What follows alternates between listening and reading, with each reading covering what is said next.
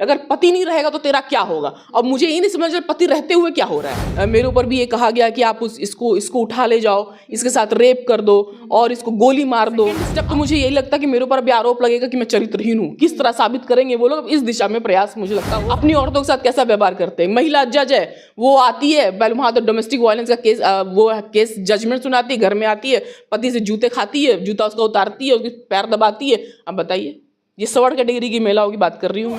जब वो अपनी महिलाओं के साथ प्रति इतने संवेदनहीन है तो आप समझ लीजिए कि क्या जो वंचित वर्ग की महिलाएं उनके लिए कोई संवेदन होगा उनके अंदर? कभी नहीं होगा। जो प्रिया दास है, अगर उसने ये जलाया है तो उसने गलत नहीं किया है।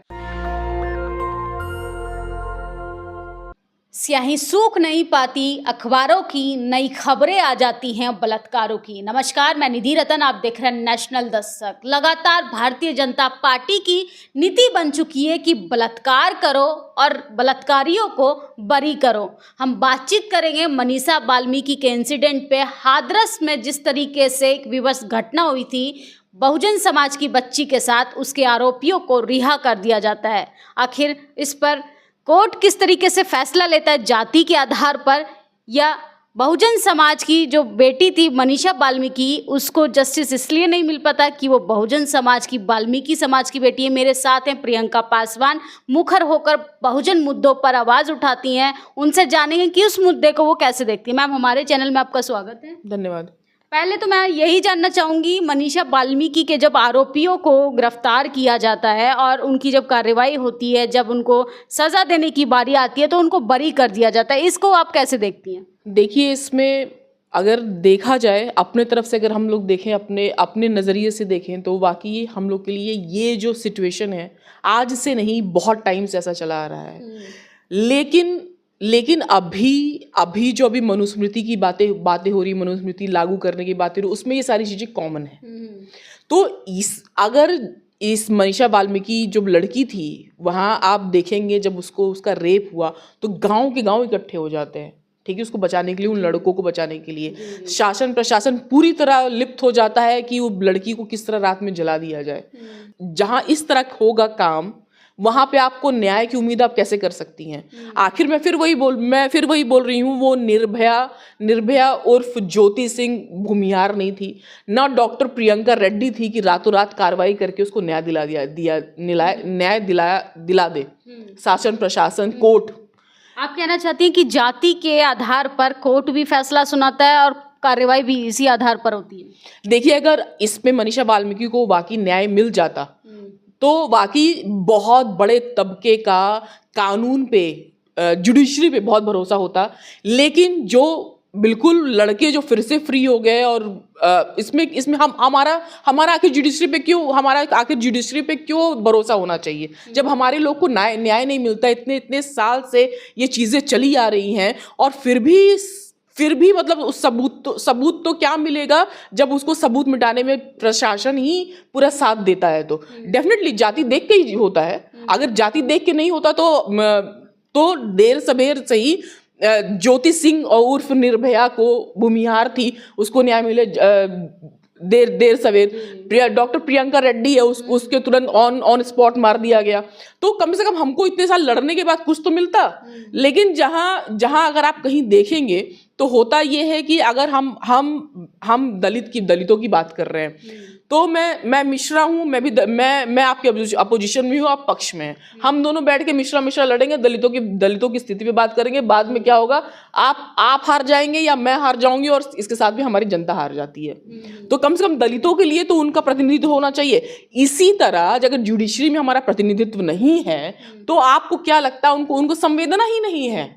उनको संवेदना नहीं है, तो संवेदना नहीं है, चीजें नहीं है, ऊपर शासन प्रशासन, तो मुझे तो न्याय मिलने की कोई उम्मीद नहीं थी। उसी तरह कैसे बदलाव आएगा? उत्तर प्रदेश में तो बाकायदा योगी आदित्यनाथ ये दावा करते हैं कि हमारे राज्य में तो आतंक खत्म हो चुका है, अपराध मुक्त राज्य बताते हैं। देखिए, अगर अपराध मुक्त राज्य अगर होता तो ये घटना नहीं होती, और अगर ये घटना हो गई थी तो अगर आप नाज़ीर पेश करना चाहते थे कि समाज, आप हिंदू राष्ट्र बनाने की कोशिश करते, नाज़ीर पेश करना चाहते थे, तो कम से कम इस मामले में मनीषा वाल्मीकि को न्याय देना चाहिए था, जिससे आप पर और लोगों का भरोसा बढ़े। एक तो जब मुस्लिम होते हैं, अगर आपको याद होगा तो चार मुस्लिम थे, उन्होंने दलित लड़कियों का रेप किया, उनको रातों रात बुलडोजर से घर गिरा दिया गया। तमाम मीडिया में हो हल्ला हुआ कि बुलडोजर बाबा अच्छा काम किया। ठीक है, आपने अच्छा किया, लेकिन वहीं वनीशा वाल्मीकि के जब रेपिस्ट ठाकुर निकलते हैं, राजपूत निकलते हैं, तो क्या ये क्राइम नहीं है? तो आप तो मनुस्मृति के हिसाब से चल रहे हैं और आप चाहते हैं कि उसी हिसाब से देश चले। और आप लोग ने ठान के बैठे हुए हैं कि एक दिन हम मनुस्मृति लागू करके ही बैठेंगे। समाज, आप पूरे अपने समाज का साथ देते हैं। अगर गलत है तो उसको नाजिर पेश करिए ना। अगर हमारा बच्चा गलत है तो हम उसको बोलेंगे आप गलत हो। आप विश्व गुरु कैसे बन पाओगे? जो बाहर के एक्टर्स होते हैं, अगर आप देखेंगे, ये एक चीनी एक्टर है, बहुत अच्छा सा, कुछ उसका नाम है, उसके बच्चे ने ड्रग्स एडिक्ट था। उसके बाद उसने अपने बच्चे को, उसको जेल हुई बकायदा, वो बिल्कुल वो मार रहा। तो हमारे वहाँ तो अगर कानून है लेकिन उसको बराबरी से उसको लागू नहीं करते। जात देखते हैं, जेंडर देखते हैं, धर्म देखते हैं, इसके बाद में आपको न्याय मिलेगा। आप देखेंगे कि 8 मार्च को महिला दिवस है। हम महिला दिवस तो मना रहे हैं, तमाम पार्टी के विपक्षी दलों की बात करें, इवेंट तरीके से प्रेजेंट करें महिला सशक्तिकरण पे धरातल पे देखें तो जीरो है। कैसे बदलाव आएगा? देखिए, धरातल पे डेफिनेटली ये जीरो है और इसका सबसे बड़ा रीज़न यही है कि एक तो अगर आप देखेंगे तो हमारे पास इतना ज़्यादा संसाधन नहीं है जो और महिलाएं हैं। मतलब वो महिलाएं हैं तो खुद भी अपने, जो गरीब तबके की महिलाएं, मैं काम कर रही हूँ उन लोगों के बीच में, वो उनका पति आता है। देखिए, सबसे बड़ा कहीं भी झगड़े होने का मुख्य कारण होता है आर्थिक। कहीं भी होता है तो उनको आके पीटता है, पैसे निकालो, दारू पीना, बच्चों से कोई मतलब नहीं है। महिला क्या है बेचारी, वो फिर बाहर कुछ काम करती है। फिर उसके अंदर ये डर बैठा दिया गया है, अगर पति नहीं रहेगा तो तेरा क्या होगा। अब मुझे ये नहीं समझ रहा पति रहते हुए क्या हो रहा है। तो ये डर जो बैठा दिया गया है, तो ये बहुत ही, इस चीज को निकलना बहुत मुश्किल है। परंपराओं के नाम पे उन्हें बंधन में बांध दिया है।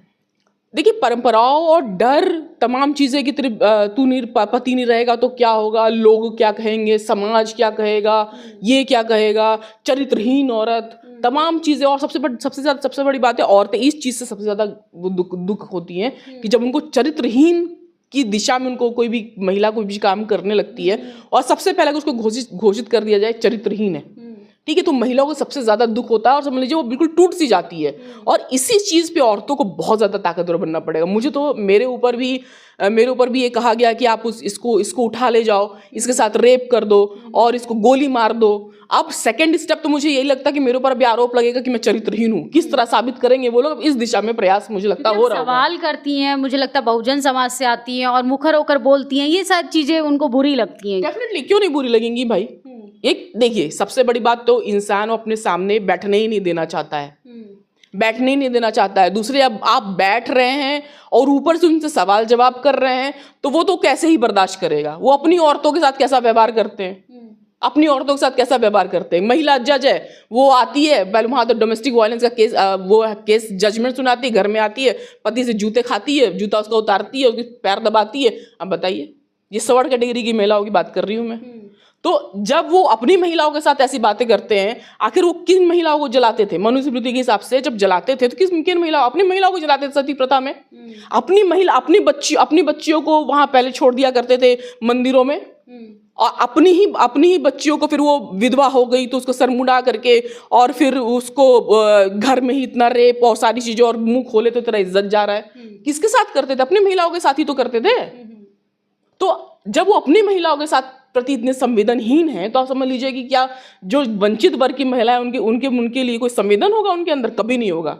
आपने देखा होगा सोशल मीडिया पे एक वीडियो काफी तेजी से वायरल हो रहा है। बिहार की प्रिया दास हैं, वो मनुस्मृति जलाती भी हैं और बाकायदा चूल्हे पर, जिस आंच पर वो मनुस्मृति जल रही होती है, उस पर वो चिकन भी पकाती हैं। लेकिन इसमें प्रिया दास को लगातार लोग आपत्तिजनक गालियां दे रहे हैं, भद्दी टिप्पणी कर रहे हैं। ऐसे लोगों को मतलब क्या परेशानी होती है? प्रिया दास ने वो पुस्तक जलाई क्योंकि उसमें कहीं ना कहीं उनको तकलीफ हुई होगी। देखिए, मनुस्मृति बहुत पहले ही एक बाबा साहब ने इसको पहले ही जला दिया था। और जो सारी बहस अब लोग बैठ के करते हैं कि ये हिंदू राष्ट्र और ये सारी चीज़ें, इन सारी चीज़ों पे तो कोई बात ही नहीं होनी चाहिए, क्योंकि हम लोग अगर प्रगति की दिशा में हैं तो ये सारी चीज़ें अगर गड़बड़ थी तो ही वो चीज़ें जलाई गई, गड़बड़ थी तभी ये जो अभी मोहन भागवत कह रहे हैं कि ये सारी चीज़ें बिखर चुकी थी, उसमें लोगों ने अपने आप घुसा दिया, अब उसको सही करना है। तो कहीं ना कहीं एक वो है कि अगर बताइए आरक्षण अगर नहीं होता तो मैं नहीं बैठी होती, इसमें मैं बिल्कुल मानती हूँ। आरक्षण नहीं होता मैं पढ़ी लिखी नहीं होती। इवन मुझे पहले लगता था कि हम लोग को मेरे पेरेंट्स ने मुझे पढ़ाया, लेकिन पता ये चला कि संविधान में एक अधिकार नहीं होता कि SC/ST का बच्चा पढ़ सकता, तो मैं नहीं पढ़ी होती। अगर संविधान में ये नहीं लिखा होता कि महिला घर के बाहर निकल सकती है तो मैं नहीं बाहर निकल सकी होती। अगर ये नहीं लिखा होता कि अपने मर्जी से मैं अपना जॉब अपनी चाहते कुछ कर सकती हूँ तो मुझे तो ये लगा कि मैं बहुत बलवान हूँ, लेकिन ये बात संविधान मेरे पीछे है, तभी मैं चीज़ें बोल पा रही हूँ, कर पा रही हूँ। इवन जो स्वर्ड कैटेगरी की महिलाएं हैं उन लोग इस चीज़ का बहुत ज़्यादा रस और बहुत ज़्यादा इस चीज़ का चीज़ें लाभ उठा रही, उन लोगों को इस दिशा में। तो मैं बोल रही हूँ कि बाबा साहब की फ़ोटो उनको अपने घर में कोई नहीं अगर करता है तो उनको कम से कम ऐसी जगह रखे जो वो खुद देख पाए। उनको देखेंगे तो आपने अगर देखा होगा तो ये धीरेन्द्र शास्त्री महिलाओं का भूत प्रेत उतारता है। मैं बोलूँ कि अगर महिलाओं को पैसा मिल रहा है वहाँ पे, क्योंकि वंचित वर्ग की महिलाएं जो वहाँ नाचती इस तरह की और कोई महिला ही नहीं नाचेगी, पैसा मिल रहा है तो वहाँ आप नाचिए, ठीक है, पैसा लेके जाइए, महिलाओं से मैं कह रही हूँ। लेकिन उसके बाद ये भूत प्रेत नाम की कोई चीज़ नहीं होती है। लेकिन अगर ऐसा चीज़ें भी होती तो सीधे एक बात है, महिलाओं के दिमाग के अंदर ओमेगा 3 की कमी हो जाती है, जिसकी पूर्ति ये तीसी कुछ फ्लैक्स सीड्स वगैरह होता है, उसको आप लीजिए, आप ठीक हो जाएंगे। तो क्योंकि वो उनका ब्लड लॉस हर महीने होता है, तो ये रीज़न है, ये साइंटिफिक रीज़न है। तो ये महिलाओं के अंदर ये होता है। और धीरेन्द्र शास्त्री हिंदू राष्ट्र की सारी चीज़ें बात करता, तो मेरा कहना मतलब ये है कि जो प्रिया दास है, अगर उसने ये जलाया है तो उसने गलत नहीं किया है। क्योंकि जब उसमें बाबा साहब ने इतना पढ़ने के बाद भी उनको हर मोड़ पर, हर जगह पर उनको झेलना पड़ा, सारा जातिवादी जो चीज़ें झेलनी पड़ी, और उसके बाद भी वो इतने महान हैं कि उन्होंने इस हिसाब से किताब संविधान लिखा कि उसमें कोई भेदभाव नहीं है। लेकिन ये भेदभाव नहीं है, यही चीज़ें इन मनुवादियों को बहुत ज़्यादा होता है कि आखिर हम ऊपर थे और आज इन लोगों के बराबर हम खड़े हैं, हम कैसे खड़े हैं। लेकिन यही चीज़ अगर सोचे, जो अगर आप ये जो EWS वाला मामला अगर आप देखते हैं, EWS में जो ये इन लोगों को मिल रहा है आरक्षण, आखिर ये लोग अपने सारे लोगों को लेके चलते तो कोई गरीब नहीं रहता। तो आखिर ये गरीब क्यों है? यानी इन लोगों ने खुद अपने ही लोगों का भी शोषण किया है। और इस सारा का सारा इन लोगों को जो मिल रहा है वो संविधान की वजह से मिल रहा है। तो कोई भी गरीब हो, चाहे किसी जात धर्म का हो, उसको संविधान की रक्षा करनी ही चाहिए। और संविधान जो जिस हिसाब से संविधान को तोड़ा मरोड़ा जा रहा है उसको बचाना चाहिए। और संविधान की रक्षा के लिए सिर्फ कोई एक कम्युनिटी, कोई दलित समाज ही इसके लिए वो नहीं है कि उसी को करना है।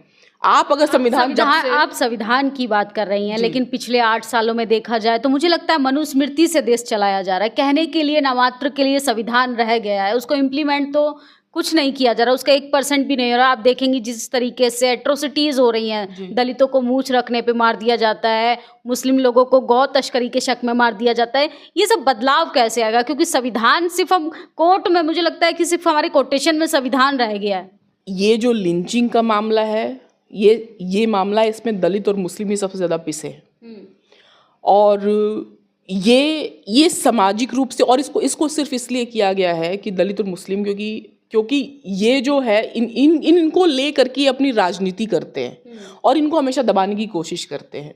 अब अगर ओबीसी समुदाय को हम ले लें, ओबीसी समुदाय बहुत बड़ा है, लेकिन वो फिर भी मनुवादी ज़्यादा है। रीज़न क्या है? वो लोग, इसका रीज़न मैं बता रही हूँ कि वो लोग, क्या होता है कि मान लीजिए किसी ब्राह्मण के घर में घुसे और ब्राह्मण बिल्कुल ब्राह्मणवादी मानसिकता से ग्रस्त है, वो घुसे तो उसको एक पट्टी दे देते हैं, अपने कुर्सी पे बैठा, फट्टी दे दी, उसमें बैठ गया, अब वो खुश हो जाता है। SC घुसा और वहाँ पे बोले तो नीचे बैठ, उसको कप में पिला देते हैं, इसको डिस्पोजल में पिला देते हैं, वो डिस्पोजल जाके बाहर फेंक देता है SC, और जो OBC है उसको कप दे देते हैं, उसमें पिया, बोले जा अपना भी धुल मेरा भी धुल। तो इसी में OBC समाज लिप्त है कि इतना ही उनको इज्जत मिल जाता है। दैट्स वाई वो बहुत ज्यादा उसके पीछे है। अब तो मोहन भागवत खुद कह रहे हैं कि जाति जो है पंडितों ने बनाई है और हमें जाति व्यवस्था खत्म करनी चाहिए, जो हमारे पूर्वजों ने गलती की है उसको खत्म करना चाहिए। अब तो आप लोगों को खुश होना चाहिए कि मोहन भागवत आप लोगों के समर्थन में आ रहे हैं। देखिए वो तो बहुत पहले बोल रहे हैं हिंदू राष्ट्रीय बनाएंगे, तो एक हिंदू गांव बना के देखें पहले कि क्या चीज़ होता है उसके अंदर, वो इम्प्लीमेंट कर पाएंगे या नहीं कर पाएंगे। और मोहन भागवत अगर अपनी गलती मान रहे हैं तो अच्छी बात है, लेकिन वो अपनी वो क्या इतना ज़्यादा वो सुधार कर पाएंगे अपने लोगों के अंदर? इसका सुधार का सिर्फ एक तरीका है कि कोई भी अगर जातिवाद करता है तो उसकी आर्थिक जो मजबूती है उसको तुरंत खत्म कर देनी चाहिए। मतलब अगर उसको पैसे से उसको हटा दिया गया ना, पैसे से, तो समझ लीजिए तभी आप देश को एक रख सकते हैं, समाज को एक रख सकते हैं। नहीं तो ये ऐसे ही चलता रहेगा। संघर्ष का क्या है? संघर्ष तो हम लोग बहुत टाइम से करते आ रहे हैं और हम लोग करते रहेंगे। हम लोग इसमें हारने वाले नहीं हैं। अपने लिए जो संघर्ष करते हैं, स्त्रियां अपने लिए संघर्ष कर रहे हैं, जो वंचित वर्ग है वो संघर्ष कर रहा है।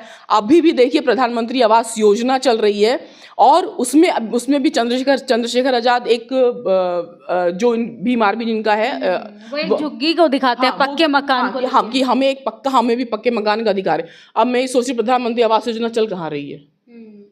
क्यों बैनर्स पे? हाँ, कहाँ चल रही है? क्यों नहीं मिल रहा लोगों को? क्यों इस 21वीं सदी में या 22वीं में हम लोग प्रवेश करने वाले हैं, क्यों नहीं दे रहे भाई? इतनी नफरत क्यों लाते? आखिर तुम्हारे देश के नागरिक हैं, तुम्हारा अगर वो क्रिटिसाइज कर रहे हैं कोई बात नहीं, उनको घर दे के देखो, हो सकता है तुम्हारे पक्ष में आ जाए। तो कहाँ है प्रधानमंत्री आवास योजना? मुझे नहीं दिख रहा है कि अभी भी चंद्रशेखर आजाद बाहर 24 में दे दें, लेकिन इस बार तो 15 लाख दिए ना सबको। आपके अकाउंट में आए 15 लाख की नहीं? मुझे लगता है आप नाराज इसलिए हैं कि आपका अकाउंट में 15 लाख नहीं आए।